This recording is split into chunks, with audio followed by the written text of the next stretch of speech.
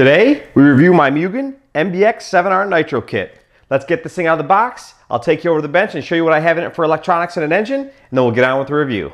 Okay, let's unbox this Mugen MBX 7R Nitro Buggy. So you can see this thing is sealed up, so we got my trusty Gerber pocket knife that we'll go ahead and cut the seals with. Should be cutting away from yourself anyways. Let's see here.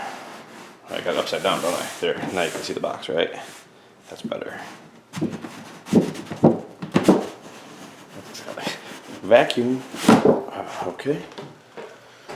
Alright, so of course it comes with the same body that my MBX 7R Eco Buggy came with, and it's all pre-cut around the edges. Man, I love that. I hate cutting out bodies, but so it looks like the only thing I'll have to cut out here is the opening for the fuel tank, and then of course for the engine head, so super stoked about that. I'm not really a super huge fan of the actual Mugen body, but it's not too bad, you know. Now this buggy actually comes with a white wing and red stickers, so the e-buggy came with a black wing and blue stickers, but it's cool, so it's still cool that it comes with that. Now, I've done this before with the e-buggy. It's like a garbage bag of parts. It's ridiculous. Anyways, you can see everything is all labeled really well. You know, A1, A2, B1, B2, that type of thing. And it's all in here. I won't rip this open because I don't want to bore you with the details, but I will tell you this. The tools are like in bag like 18 or I don't know, something crazy like that. So you have to get the tools out and the grease out of some bag that's way down the line before you start to build. Otherwise, you'll be digging through for stuff you don't have. So that's that. Of course, it comes with the chassis, which is all nice and neat. Put this here separately. And then here is some shock oil. Actually, this one might actually be different than the way my e-buggy was packaged, but because A2, there's actually grease and oils in here. So I'm going to say that this is actually a little bit different than the e-buggy because I don't remember all the grease and everything being in the package that early when I built my e-buggy. But so that's that. Of course, it's got the manual, and that's about that. So everything else is just basically in this big giant bag. I mean, you can see that there's the front, upper, and lower arms. There's diff parts. This is the cover for the center diff. Just, you know, side guards, all the diff parts and stuff like that. So that's that. That's what you get when you unbox a Mugen MBX 7R Nitro Buggy. Okay, I'm going to take you guys through my own personal race car. This is my Mugen MBX 7R. I've ran this car for almost a year. I'm running raw speed carbon shock towers front and rear, and I'm not really running them so much for weight. I'm running them mainly because I wanted to generate a little bit more grip. We just raced at a little bit of a lower grip facility. I've got titanium turnbuckles. These are Savox 2274 servos, both on the throttle and brake and on the steering servo. This is an LRP battery. I run the electronic switch. We have a Rex Legend 4. I just put this brand new head on this motor. This motor's actually got almost 5 gallons on it now, and a 9901 pipe. You may or may not be able to see, but there's also a 40-gram brass weight back there just to hold the back end down. And that's pretty much about it for my personal race car. Okay, so we got this thing out of the box. You got to see exactly how I outfitted my personal car with electronics and an engine. Let's go ahead and talk about the build. Overall, my build experience was very good. The quality of the components was very good. The metals and the plastics, the fit and finish was really good. Here are a few tips that I would say might save you a little bit of heartache or just make your life a little bit easier. One, invest in either the hoodie tool or the hard racing tool that's for putting in the pillow ball caps. It's basically just an Allen wrench with a hard stop. Makes your life so much easier. If you don't want to buy one of those tools, take an Allen wrench and wrap like 15 layers of tape just to build up like a little ridge or a little kind of a hard stop. That way you can kind of locate those pillow ball caps. It'll make your life a lot easier. Secondly, I'm super picky and I come from 10 scale, so I actually polish the shock shafts, get everything super clean, and I noticed there was just a little bit of compression in the cartridge, on the shock cartridge when you tighten the cap all the way down.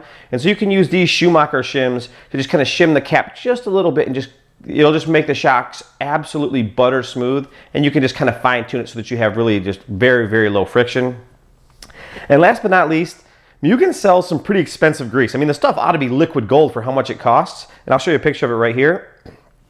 But this grease is amazing. I use it on all my out drives, and if you literally service your diffs like in the same race day, you'll take it back out and the grease will still be a clean white. It's just a very sticky, high quality grease. But those are really the 3 tips I would say. Look into the shims. Look into the shims, use the grease, and maybe the hoodie or the hard racing tool for the pillow balls. And it wouldn't be, while I didn't have any bind in my arms or anything like that, I have learned from building a lot of 8-scale kits, it's worth having a 4mm arm reamer around just so that you can ensure that if you ever get an arm that's a little bit tight, or if you're in a rush to change it because you've broken an arm at a big race, it just makes sure that everything's super free and super even side to side. So overall, the components were very good, build went very good, fit and finish, very, very happy with my build on my MBX 7R. Okay, let's talk performance. The kit setup in this car is medium. It's not awesome. Now, obviously, you can dial the car in with a setup and make it awesome, but the kit setup, a lot of these Japanese kits that come with 8-hole by 1.2s or 8-hole by 1.3mm pistons, that just isn't the style of piston that we're really going to use very often on a US style track. Most of us are using something like a 6-hole 1.3 or a 5-hole 1.5 or something in that neighborhood. But with that said, the car jumps very, very good, easy to control, level, very consistent. It didn't land the best because I think it was under dampened with that package. But when I put 6-hole 1.3s in it, running like low C 35-30 or 35-32, the car lands really, really good. So out of the box, meh.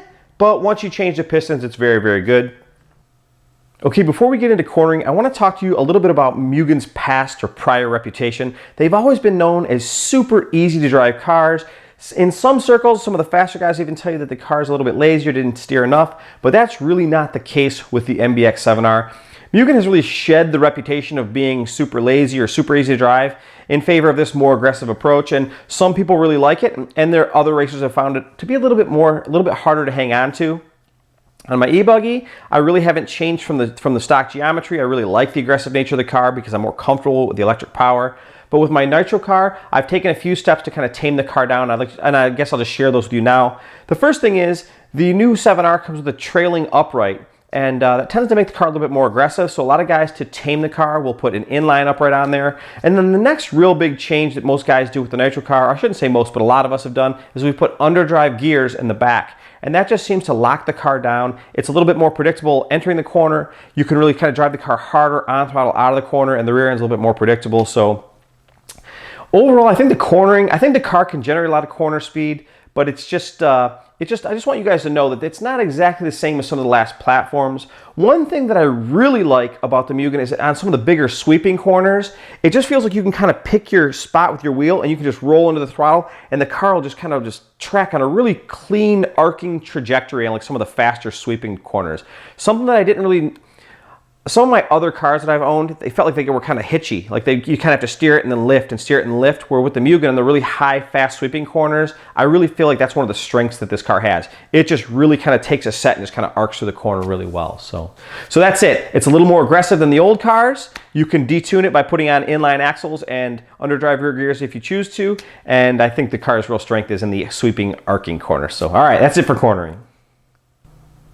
Okay, let's talk a little bit about acceleration and braking. I think the car brakes really, really evenly. Obviously, you can set the brake bias. It would be nice if some of these manufacturers would start to like update the braking system, because it feels like the braking system is a little bit old on a lot of these cars where they have the metal hoops. There are new platforms out there that are using kind of like more modern style braking systems. But anyways, I digress. The braking is really, really good, really, really consistent. I tend to like the car pretty balanced. I don't really lean towards front or rear. The acceleration is good. I wouldn't call it great. I wouldn't say that the car just rips out of the corner, but it's a very controllable type of an acceleration. I tend to run the car somewhere between 5,000 and 7,000 weight in the front, 7,000 and 10,000 in the center, and then 3,000 or 4,000 in the back, just depending on how I feel for the average surface. So my average setup, you might say, is something like 5.74 or 5.104. But of course, if we go to super high grip surface, I was at like 15, 20, 10 or something like that. But anyways, acceleration good, braking really good, and I guess that'll about do it for the performance section. Okay, let's talk a little bit about durability. I think this car is actually really durable. Now, I wouldn't call it like, it doesn't really classify into like the tank category, you know, the TLR Techno Hot Bodies. Like, it's not that durable, but it's not fragile by any means. In fact, I've only broken the car, I've broken 2 arms in races where I've just totally done stupid stuff and got the car really just out of shape and just clipped off, like basically landed, like case to jump and just ripped the front arm off. And the truth is, I probably deserved it both times that happened. And then one other time, somebody convinced me to try and rail this berm. I won't mention any names. Oh, you got this, Jay, you got this. Yeah, I turned the corner. I thought I had it, so I never lifted. I drove the car straight into a brick wall full punch, never even lifted. I won't bore you with the story, but I thought the car was going to come back over the pipe. The car didn't come back over the pipe. Took the whole front end off of the car. But just so you know, I watched 2 other guys with a hot bodies and another car do the exact same thing. All 3 of us ripped the whole front end off of the car. So overall durability is good. I won't call it great, but I'm not complaining whatsoever. Let me show you this picture real quick. You can see on one side we've got an arm where in the screw boss there's webbing that goes all the way through, and then on the other side it's just the old version of the arm where it's just the screw boss. So clearly Mugen is looking to make the car more durable. They want to improve on their already good, they want to improve on their existing design already. So I have no complaints about the durability of the car. I think it's good. The only thing that I've broken on this car since I bought it is a couple of front arms, and that is it. So durability, good. Let's talk a little bit about value. This car will run you right in the neighborhood of about $550 at your local hobby shop. And it's actually, I would actually say this car is one of the better values on the market compared to like some of the other cars that are $600 and $700. I think the new Kyosho is almost $729. So $549. I think the Hot Bodies car is about $629. Kyosho car is $729. So I think you get a lot of car. And you've probably seen some of my other reviews, at least I hope you have, and you'll know that it's kind of a double-edged sword. There's what you get in the box, the metal and the plastic. And I think that the metal and the plastic you get in the box is a smoking deal for $549, considering the quality of the components and the quality of the metals. And then there's like the other side, like the support, the race team, all that kind of stuff. And I would say that in the 8 scale world, Mugen ranks up near the top. I mean, if you go to mugenracing.com, there's all kinds of setups. There's all kinds of, Adam Drake has his setups on there. There's setups from Robert Battier, all kinds of stuff. And it seems like wherever I travel, there's always a solid following for the Mugen brand. And so overall, I would say that value on this kit is very, very good. And obviously, I've owned this kit for almost a year, or actually a little bit more than a year, and these are my personal race cars. Now, I can't say that I'm going to race this car forever. There's obviously other cars I want to try in the future, but so far, I really feel like the value that Mugen provides, both in the box and the global support network, is really, really good. Let's talk a little bit about the aftermarket. The aftermarket for the 8 scale industry just isn't as robust as it is for a lot of the 10 scale industry, and probably because it's really not needed. These cars it's kind of a different culture in the 8 scale world. But with that said, the car there are still a lot of good companies out there making parts for the car. Companies like Proline and J Concepts are making bodies. Hopefully at some point Rossby will make a body for this car. Companies like Fast Race make weights and carbon fiber guards, and there's all kinds of companies. I'm making carbon fiber shock towers, but of course you can get Mugen carbon fiber shock towers. I want to say PSM and others are making carbon fiber shock towers. So there's no question that there is an aftermarket for the car, and there are also optional items direct from Mugen that you can get. Things like aluminum hubs and things like that, heavier pillow balls, stuff like that. So overall, I would say the aftermarket's not huge, but there is an aftermarket, and it's about as healthy for this car as it is for most of the other bigger name 8 scale platforms. Okay, this is a section I'm going to call gripes and likes, where I'm going to gripe about this car a little bit, and I'm going to tell you some things I really like about it. In general, there are some things about this car that I think could be refined. And I'm not saying I know exactly how to do this because I'm not an engineer. I'm just giving some recommendations. But simple things to make your life a little bit easier. Like number 1, the steering posts don't key into the chassis. Now, there are other cars that also don't do this. But if you ever end up, spinning a post, it's really a pain in the butt. Now, I haven't had this happen because I had some good recommendations and some tips from Adam. But I basically just tighten the top screws down really, really snug, and then I just barely put any Loctite on the bottom screws, and that way when I want to pull the whole clips off, they don't spin. But it would be nice if they were keyed in. The other thing is really the whole center diff and braking thing. I've just found this to be really cumbersome. Well, it's not a lot of work to get the front and the rear diff out of the car for relatively quick fluid changes.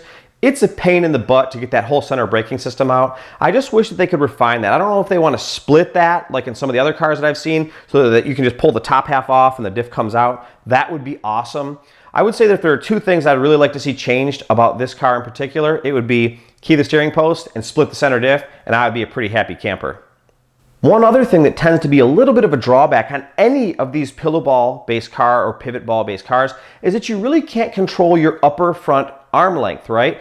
If you control it, it's basically just for your camber. You really can't control it the way you can with a C-Hub car. Now, I'm not picking on Mugen. I'm just saying that that's just a characteristic of the car. And it's a double-edged sword. If you're a really experienced racer and you really want to tune the car flawlessly for every surface, it's nice to be able to control that length. But if you're kind of like me and you only race the car once a month or something like that, the nice part about it is that you're really a lot less likely to dial yourself out. So that's about it. The arm length, key to steering post, split the center diff, and I think that we'll have, at least I won't be complaining, right? No gripes. Then I won't have any gripes. So let's talk a little bit about my likes. I like the fact that clearly Mugen has listened to their customer base. You know, these cars were always known as kind of like being super wicked easy to drive, and with the 7R, they really changed that. They really made the car a lot more aggressive than it's ever been in the past. At least that's what I hear when I talk to other factory Mugen guys and just other Mugen enthusiasts. So with my personal car, I basically tamed the car down by putting the inline front uprights on it, and I ended up trying out some CVAs as opposed to the universals. Apparently the universals should be a lot better through the bumps and the rough section, but the CVAs tend to generate a little bit more mechanical grip, and it seemed to me that they just had a little bit more of a direct feel in certain instances. Obviously I'm not a pro, so you know, you're going to need to tune your car to the way you like to drive and the surface that you're on. But I like the fact that Mugen is still offering a lot of these parts to be able to tune the car to the surface and driving style for each individual. I do like that quite a bit. Overall, I just like the fact that the car just has a good fit and finish. It just feels like a high quality race car when you're working on it. I guess that's what I like about it. Okay, so we've already talked about the build, performance, durability, all that stuff. Let's talk a little bit about the conclusion. Now, I can't tell you if this is the car for you, but I think that the big question a lot of people want to ask is the car worth the money? And that I think I can answer. And I would say yes. I think the metal and the plastic and the kit quality that you get in the box is absolutely worth the money, especially when this is one of what I would consider one of the mid-range or lower price kits in 8 scale. And of course, over at Mugen Racing, they've got all kinds of setups and stuff like that. And you can even reach out to the guys at Mugen Racing and ask them questions about setup in your track and stuff like that. And so I think that for $550, I think it's a great buy. Overall, I'm pretty happy with the car. No car is perfect, like I've already mentioned, but personally for me, this car's been really good. These are my personal race cars, and I actually like the car so much. I actually went out and I bought a brand new kit just for parts to have in my bag. That way I've got one of everything, whether it's a washer or a nut or a steering rack bushing or whatever, I've got one of each. And if you're really gonna get serious about 8 scale racing and you're really gonna travel, it's probably not a bad idea to do the same thing. You just never know what's gonna shake loose or break or whatever. And that's about that. So yes, I think the car is very good. I don't think it's absolutely perfect because I don't think any car is perfect, but I'm very, very happy with my Mugen equipment. So I hope you guys enjoyed watching this video just as much as I enjoyed making it for you. And I guess we'll see you guys in the next one. Thanks for watching. Bye-bye.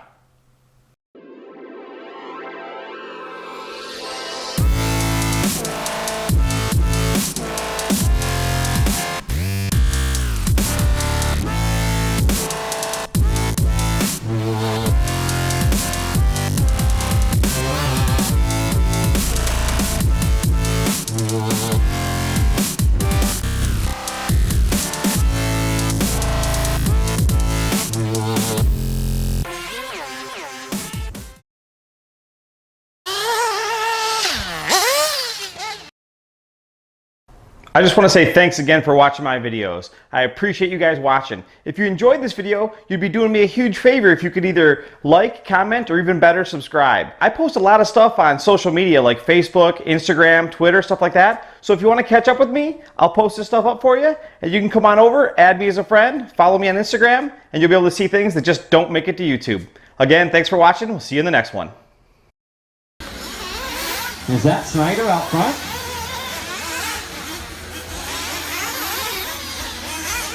Jason Snyder in the Mugen,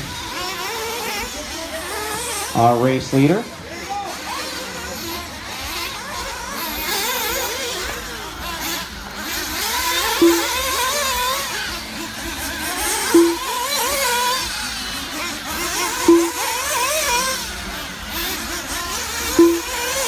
All right, it's Snyder, your leader, Orellana second, Nystrom third, and Brown in fourth.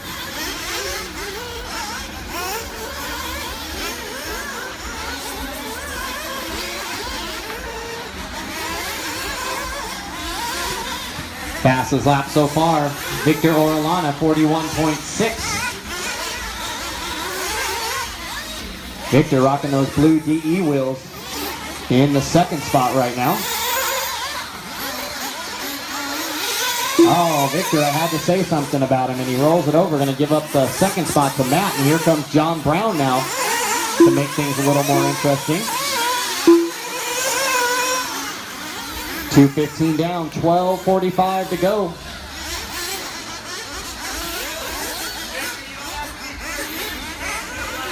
Got it.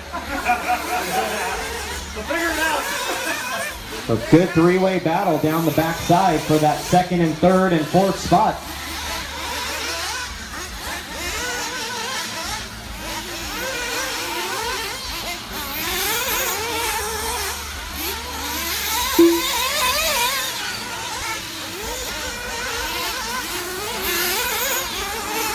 So the all-white buggy down the straightaway. Snyder checking out on the field here.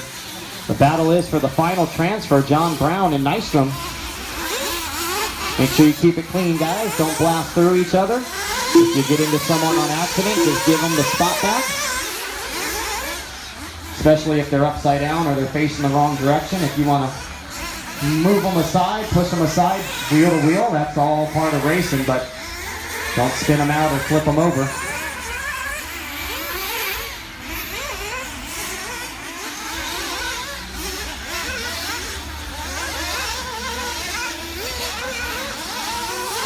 All right, 4 minutes down, 11 to go. 4 down, 11 to go. Snyder with the fast lap of the race now, 41 flat. Second fast lap is John Brown with the